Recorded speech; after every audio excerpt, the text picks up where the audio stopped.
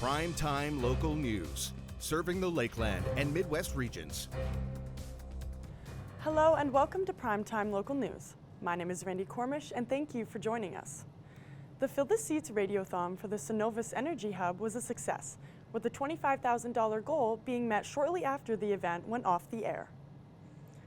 New Country 95.9 host Heather Klages said it was great to see people from Lloydminster step up to help bring the Cenovus Energy Hub to life. I think the Radiothon went really well. There was a lot of people who made a donation online, and even a few people who stopped by City Hall to make a donation in person or came here to the radio station to make a donation in person. So I thought that was pretty neat.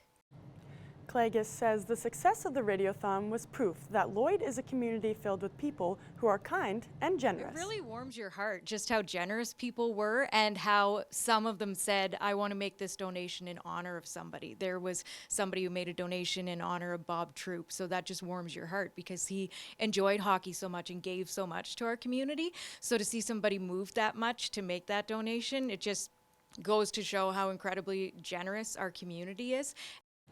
Anyone still interested in donating money for the Cenovus Energy Hub can head to lloydminster.ca/donate. Lloydminster's Salvation Army is in need of more donations from the community as things are running low. I spoke with the Salvation Army's Community Ministry Officer to learn more. Today, I'm joined by Bont Jennings, who is the Community Ministries Officer for the Salvation Army here in Lloydminster. And today, we're just going to be talking about what the Salvation Army does for the community. So thank you so much for joining me today, Bont. Could you just start off by telling me a bit about the Salvation Army in Lloydminster and how things are looking for the community? The Salvation Army has been here in Lloydminster for approximately 110 years. We've been a part of the community church community here in Lloydminster. I'm not quite sure how many years we've been operating the food bank piece with our community and family services, but it's been going on for a number of years. And through the food bank, we have other programs as well that we run.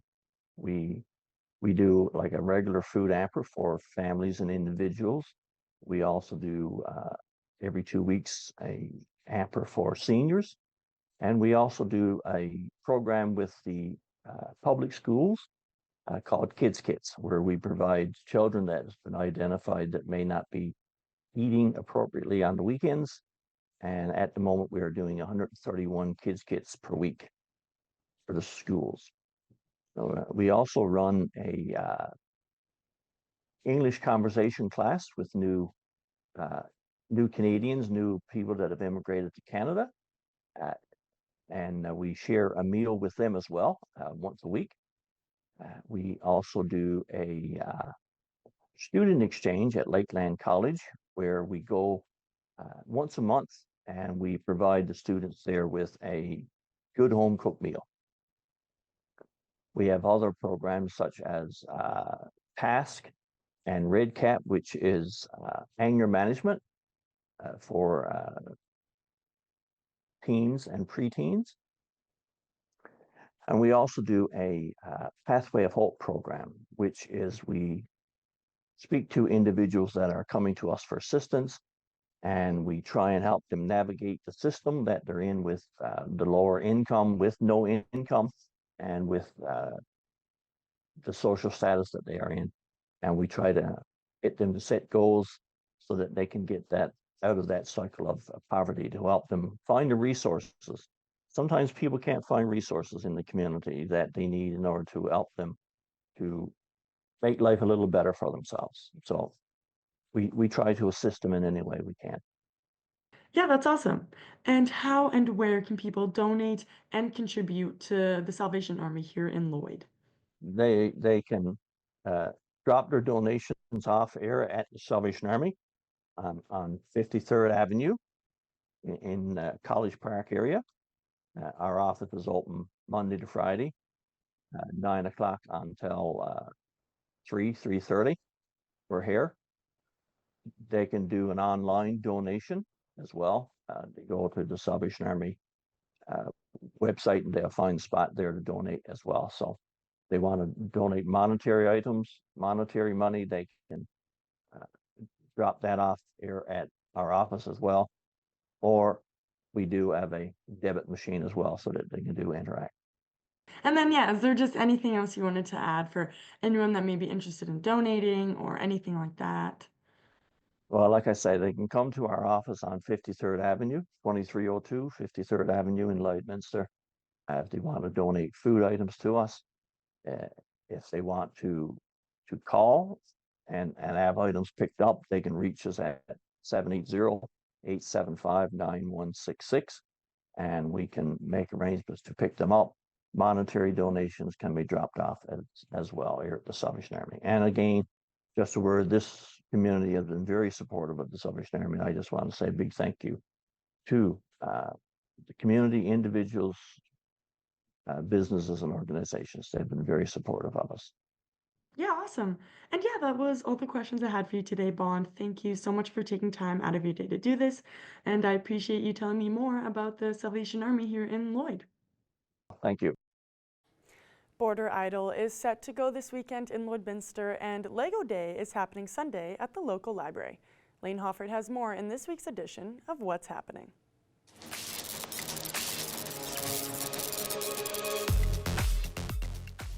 The Lloydminster Centennial Civic Center is going to be buzzing tomorrow from 6 to 8, but not for a hockey game. The Lloydminster Youth Council is putting on Border Idol, an exciting singing competition featuring youth from right here in Lloydminster. It's going to be a great night with some even better singing. If you're looking for something fun to do this Sunday, why not head down to the library from 12 to 5 for their Lego Day. It's going to be a great time with lots of fun activities, and if you're not sure what to build, they'll have some Lego challenge cards. Be sure to check it out at the Lloydminster Public Library. If you're more into the fantastical side of things, why not head down today and tomorrow to the Border Inn and Suites for the Spring Mystic Moonlight Market and Psychic Fair. There's going to be a witch's dance, a full moon ceremony, and of course some great workshops. Whatever you choose to do this weekend, be sure to stay safe, stay healthy, and have fun.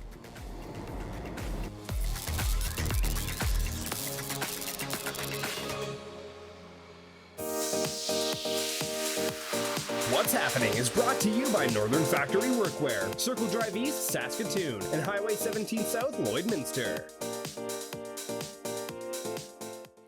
Move for Life is an Ontario-based foundation that helps support organ transplant patients and have recently created a family grant in Saskatchewan. Abby St. John has more.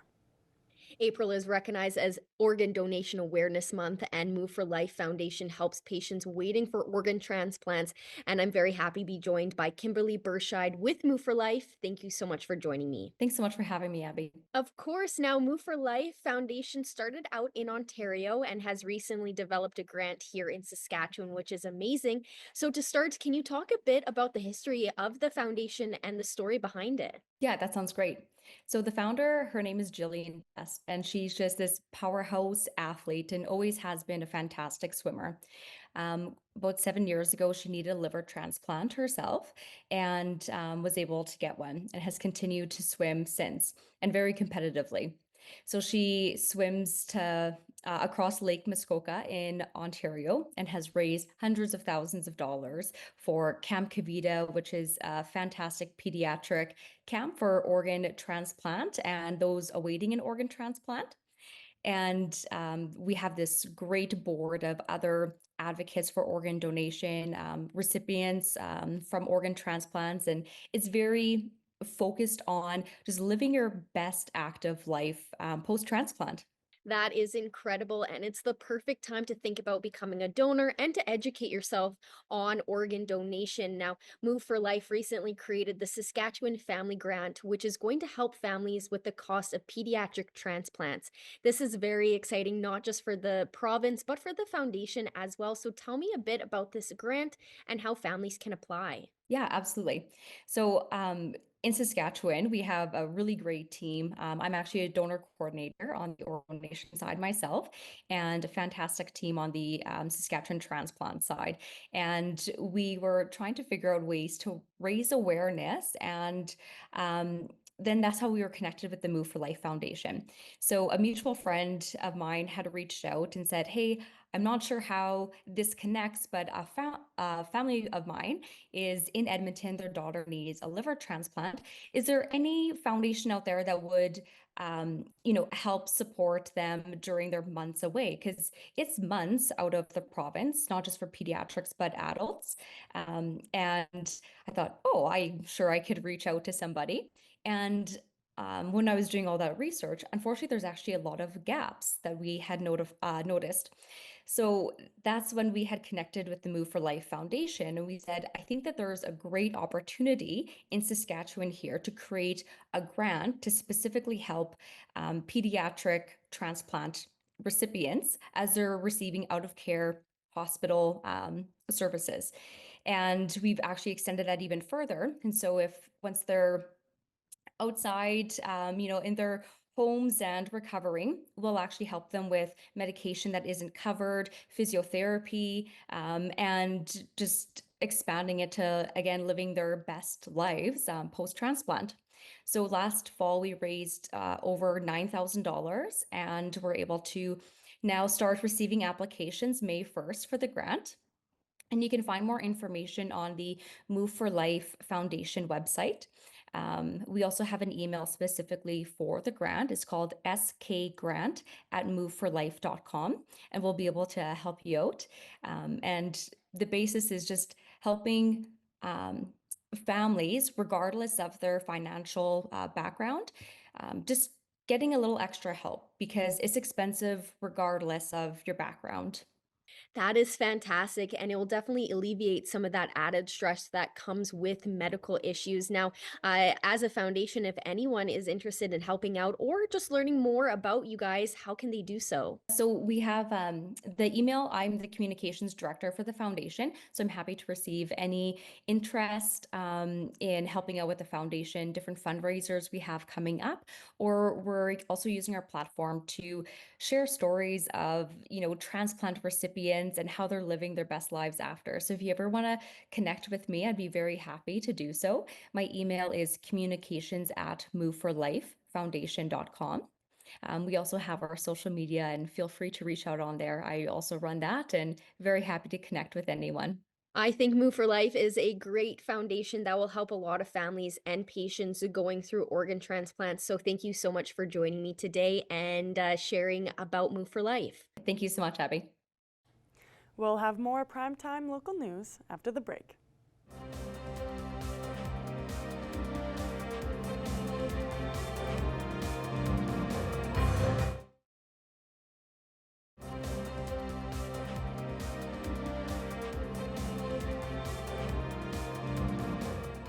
An Alberta recording artist is gearing up for a show in Lloydminster. Our Callan Dunlop spoke with Julia Voss to learn more about her upcoming show. Today for Primetime Local News, I'm very happy to be joined by Julia Voss, an Alberta recording artist who will be performing at Cheers Live on April 19th. To start, what can fans expect for your upcoming concert? If you've been to a Julia Voss show before, it's definitely fun. If you're a fan of 90s country music, we've got a lot of that, a lot of honky-tonking going on. So be prepared to dance to two-step and sing along. If you love country music, then you're bound to know, I think, 90% of the songs up there, and maybe a couple new originals that'll be coming out in the spring. And what are you looking forward to most about performing here? I have never been to Cheers Live, and I think even the name of the place is iconic in itself. It sounds pretty fun, and I've driven through Lloydminster so many times heading to Saskatchewan to do shows or recording and that kind of stuff, and I've always been curious about it, and I've heard amazing things from other artists who've been there, so I'm just excited for people who love live music to be there. Speaking of fans and people who love live music, how can people get involved? Yeah, usually at shows, we've got lots of stickers. I love to play a fun game called Where Can You Find Me? I had a single out just about a year and a half or 2 years ago called You Can Find Me, and I have these stickers with QR codes on them. And I love when fans find them and they take a picture of it and they send it to me or they scan, because if you scan the QR code, it'll lead you to all my socials, which is always fun when someone DMs me like, hey, I found the You Can Find Me scanner barcode. So we've got a couple of those that we usually pass out and then spread to people to further spread the search for Julia Voss and where you can find her. But we are always there to hang out on breaks and after the show as well. So if you want to come say hi and get a picture, we'd love to see that. And if you would like, listen to our music, some of our music on Spotify or Apple Music beforehand. We love when you sing along and we love when you dance. So please come to do that. Can you speak to me a little bit more about how you prepare for a show like this? Absolutely. As we're kind of getting into spring, we like to call it like the summer rush, or like the pre-rush before summer hits. And summer for country music is usually full with like festival season, rodeos, and all that kind of stuff. So this is our first kind of break into the pre-spring rush, where we're testing out new material, which is almost kind of fun in a way compared to your regular show in the summer that's refined in our set list that we're kind of stuck in, because this is where you get to see us maybe try out some new songs if you've been to a show before that you haven't heard. Whether it be different arrangements of covers or maybe some new original tunes as well. And preparing for it, I think, we usually have a backlog list of, over 100 songs that we have ready for, whether it be a rodeo cabaret that people are dancing in or a half-hour show, and that we refine to kind of our best stuff that shows me and my brand and my band as well. And the kind of music we like, which I said, lots of honky-tonking and 90s country music. So a whole lot of, these songs I've been singing, I think, since I was a kid, and they're kind of ingrained in my brain and learning them from a really young age. So they kind of fit in well to that. But at this point, then, I listen to them every day in my car. I'm always practicing and playing my guitar. It's funny, I'm a teacher by day myself, and always harping on kids to practice. I'm like, you gotta practice. You're not gonna get any better if you do. And when people ask me, how do you not feel nervous for shows? I go, well, if I'm nervous, it's usually because I wasn't prepared enough. So it's just, all my family and friends are probably sick of hearing me sing the same songs multiple hours a day or the same playlist in the car. But usually jamming with people too. I love my brothers in my band as well. And so whenever we get together and hang out, we just get to practice and play the songs and go, oh, how can we change this or make it different? So for a show like that, yeah, we're just singing every day, and it's, it's the same show that other people are getting as well. And so just something that we've been refining over the past couple of years that we're pretty excited to share. That sounds very exciting. So after this, are there some projects or events that fans should be on the lookout for?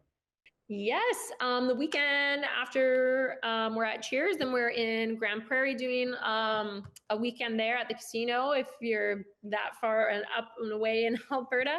And other than that, we have a new single coming out to streaming platforms at the end of May, beginning of June.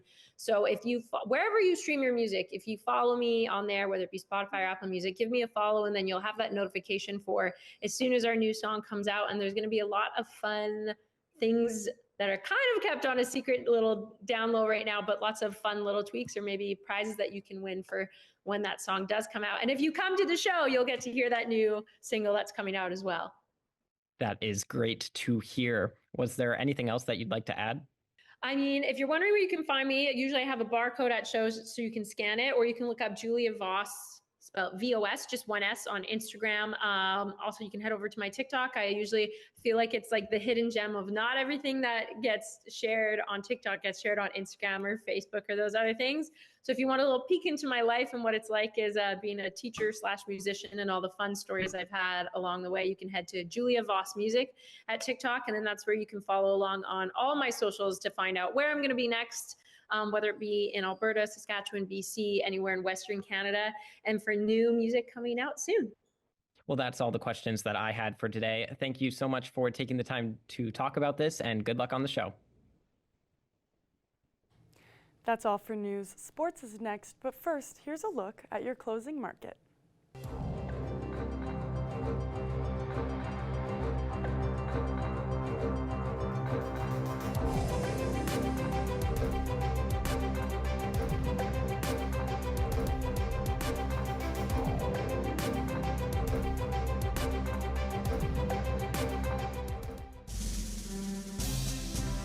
Today's oil prices are brought to you by First General Services.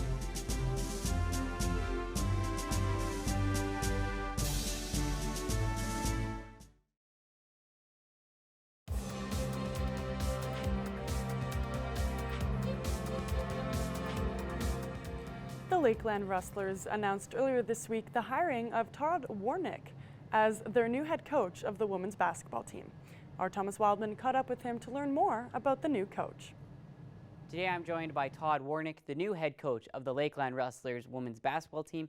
He is here today to talk a little bit about him getting the job and a little bit about himself as well. And so thank you so much for joining me today, Todd. And first, let's start off by telling me a little bit about what really attracted you to becoming the next head coach of the Lakeland Rustlers women's basketball team. I mean, a big part of it was primarily a family decision. We had, looked at potentially returning to Alberta at some point, and my contract completed at TRU by the end of year 3, and so it was an opportunity for us to pivot and get a chance to get back to Alberta. My wife's from Southern Alberta, I'm from Central Alberta, so a chance to be closer to family. I was always an admirer of the Lakeland program, having spent 15 years in the ACAC and watching the evolution of the institution of Rustlers athletics, of how it's grown to kind of be the benchmark of excellence. Those were always, something that was very intriguing to me.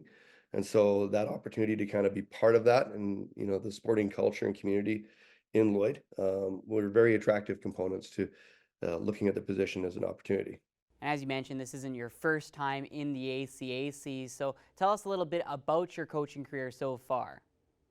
Been coaching post-secondary basketball in Western Canada for 25 years. I started my career at the University of Lethbridge as an assistant coach with the women's program. Eventually went out to Vancouver Island, where I was the men's head coach at VIU. We went to a national championship in my 4th year to finish with a national bronze. And then subsequently, I returned to Alberta when we had our first son, and took over from Scott Edwards at Concordia University of Edmonton when he departed for the U of A. And we were there for 4 years. In my 2nd year, we won an ACAC title. And then I pivoted from Concordia to NAIT and spent 13 years at NAIT. In that time, we went to nationals, hosted nationals, went to nationals 3 times, finished with a national bronze. And when I finished my time at NAIT, it was we had finished with a national championship. And then came into Canada West for the last 3 years. Spent time at Thompson Rivers University, trying to navigate the transition there and get them kind of in a rebuilding mode. We had some family challenges at different times, and so I had to step away. But at the end of the day, it was a great learning experience and a great opportunity for me to bring the things that I learned from Canada West back into the ACAC and represent, Rustler athletics and Lakeland College. Finally, Todd, how excited are you and your family to be coming here and joining the Lakeland group? I'm super excited. I have really, really fond memories of, the Lakeland College gym. I won an ACAC championship with NAIT in that gym. Obviously an ACAC silver prior to going to nationals the year that I finished at NAIT. So it's a place I'm very familiar with in terms of its space.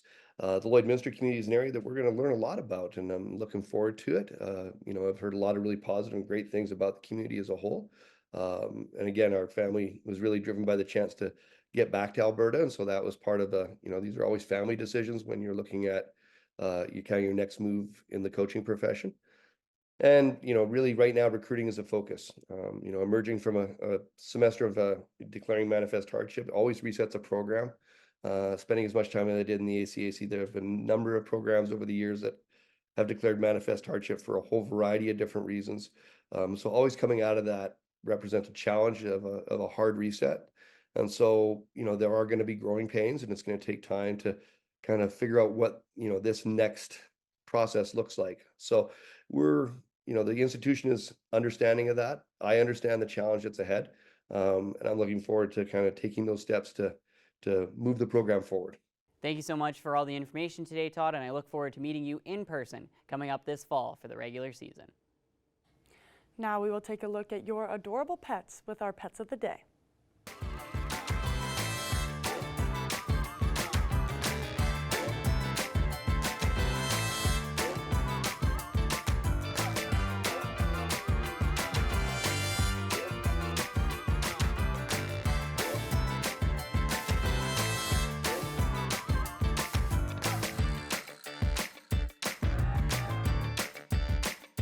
Send photos of your pet and their name and have them featured on Pet of the Day.